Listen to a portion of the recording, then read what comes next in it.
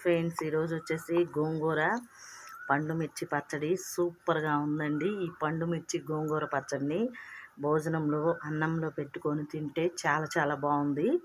నేనైతే ఇప్పుడే తింటూ ఉన్నాను, మీకు కూడా చూద్దామని. మీలో ఎంతమందికి కూరలు ఉన్న పచ్చడి తినే అలవాటు ఉందో కమెంట్ చేయండి ఫ్రెండ్స్.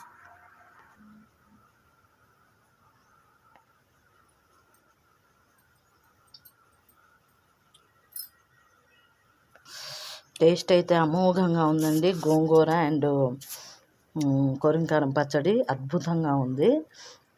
అసలు ఒక ముద్ద తింటూ ఉంటే ఇంకా ఇంకా తినాలనిపిస్తూ ఉంది.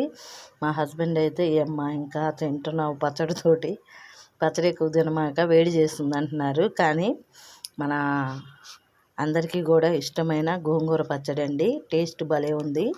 అలాగే ఈ పచ్చడిలో ఎండుమిరపకాయ వస్తే నంచుకొని తిన్నామంటే చాలా చాలా టేస్టీగా, ఇంకా మనం చెప్పలేము అంత టేస్టీగా ఉంటుంది. ఇప్పుడు టేస్ట్ చూస్తాను మిరపకాయతో కూడా.